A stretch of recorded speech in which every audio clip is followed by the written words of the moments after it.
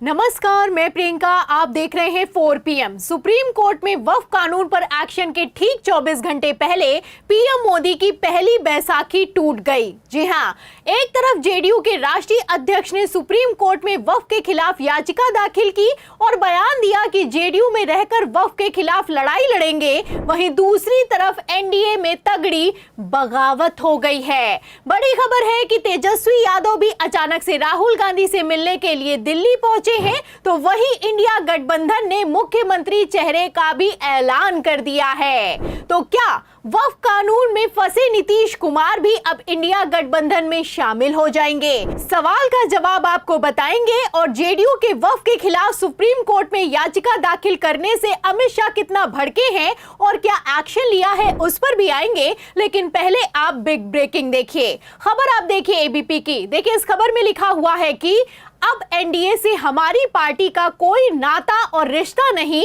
पशुपति पारस का ऐलान, नीतीश सरकार पर जमकर बरसे हैं। तो बड़ी खबर निकलकर सामने आई है कि पशुपति पारस ने चुनावों से ठीक पहले एनडीए से अपना समर्थन वापस घसीट लिया है। और सिर्फ समर्थन वापस नहीं लिया है, बल्कि नीतीश कुमार को दलित विरोधी करार दे दिया है।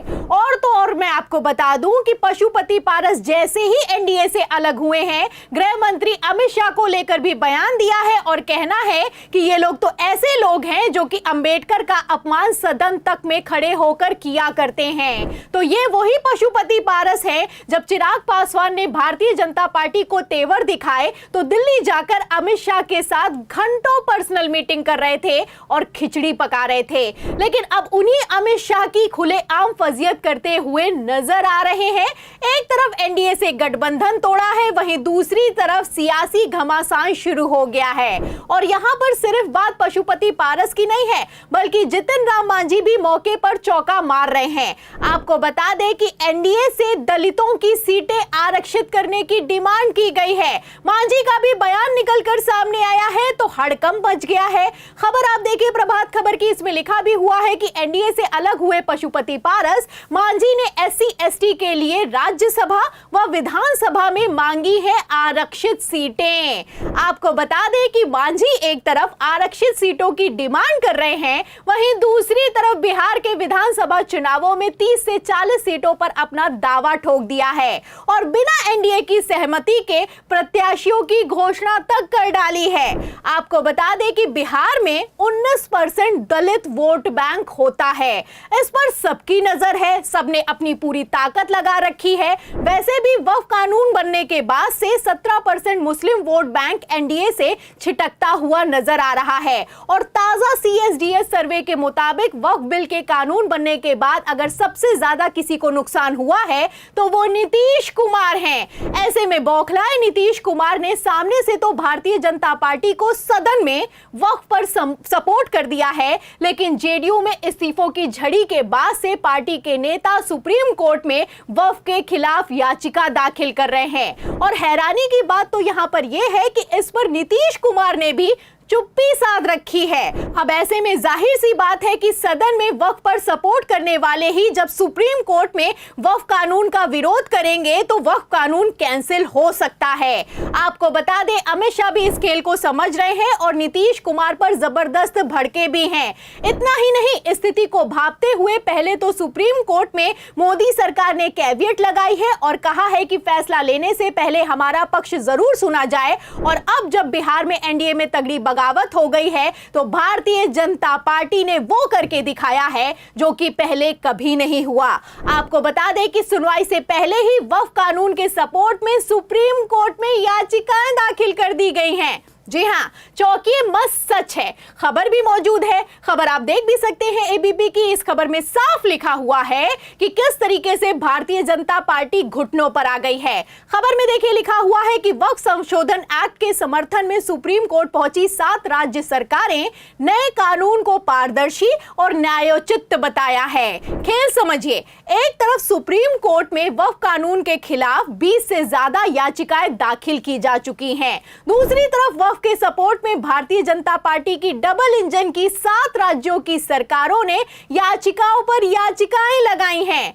क्या कभी आपने सुना है कि जो कानून मौजूद है उसके सपोर्ट में पहले ही याचिकाओं को दाखिल कर दिया जाए? नहीं सुना है तो अब सुनिए, भारतीय जनता पार्टी ने वो करके दिखाया है जो कि पहले कभी नहीं हुआ। आपको बता दें, ये वो प्रोसेस है जो कि सुप्रीम कोर्ट में सुनवाई के बाद या फिर कि वक्फ कानून के कैंसिल होने के बाद फॉलो करना चाहिए था, लेकिन नहीं, पहले ही सपोर्ट में भारतीय जनता पार्टी ने जैसे ही याचिकाएं दाखिल कर दी हैं, समझ में आ रहा है कि बीजेपी कैसे अपनी इज्जत को बचाने की पूरी तैयारी में जुट गई है। लेकिन फिलहाल जैसे सीजीआई संजीव खन्ना अर्जेंट सुनवाई के लिए तैयार हो गए हैं और सुनवाई की तारीख को 16 अप्रैल यानी कि कल के लिए मुकर्रर कर दिया है, इतना तो साफ है कि वक्फ कानून को सुप्रीम कोर्ट से झटका लग सकता है। वरना हमेशा हनक में रहने वाली Bharatiya Janata party supreme court के सामने कभी भी इस तरीके से गिड़गिड़ाने के लिए मजबूर नहीं होती, ये आप अच्छे से समझ सकते हैं। खैर, एक तरफ सुप्रीम कोर्ट में 24 घंटे में सुनवाई होने वाली है, वहीं दूसरी तरफ इंडिया गठबंधन ने भी कमान संभाल ली है। खबर निकलकर सामने आई है कि राहुल गांधी ने अचानक से तेजस्वी यादव के साथ में दिल्ली में मीटिंग बुलाई है। आज ये मीटिंग हुई है, तस्वीरें आप देख सकते हैं कि राहुल गांधी, मल्लिकार्जुन खड़गे समेत तेजस्वी यादव समेत बिहार के कई दिग्गज नेता इस मीटिंग में शामिल हुए हैं।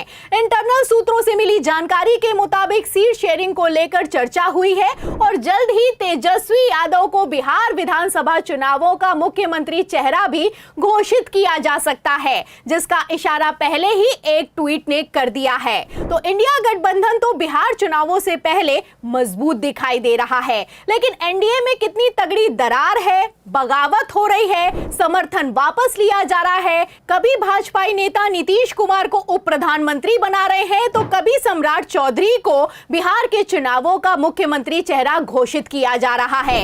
इस एक एक खबर से आप अंदाजा लगा सकते हैं कि बिहार में चुनावों से ठीक पहले किस तरीके से एनडीए में खींचतान मची हुई है। और तो और यहां पर मैं आपको बता दूं कि सीट शेयरिंग को लेकर भी एनडीए में पेच फंस गया है और इन सब के बीच सुप्रीम कोर्ट में जेडीयू ने वक्फ का विरोध करके अमित शाह को एक तरीके से खुला चैलेंज कर दिया है। कायदे से अगर देखा जाए तो वक्फ के खिलाफ याचिका दायर करने पर अल्पसंख्यक प्रकोष्ठ के राष्ट्रीय अध्यक्ष परवेज सिद्दीकी पर नीतीश कुमार को तत्काल प्रभाव से एक्शन लेना चाहिए था, लेकिन एक्शन लेना तो दूर की बात है, खबर तो ये निकलकर सामने आ रही है कि इनाम दिया जा रहा है। अब ऐसे में सवाल ये खड़ा होता है कि क्या नीतीश कुमार ने भी पलटी मारने का इशारा कर दिया है? क्या नीतीश कुमार भी इस बार अपनी कुर्सी बचाने के लिए नहीं बल्कि राजनीति और पार्टी को बचाने के लिए इंडिया गठबंधन में शामिल हो जाएंगे?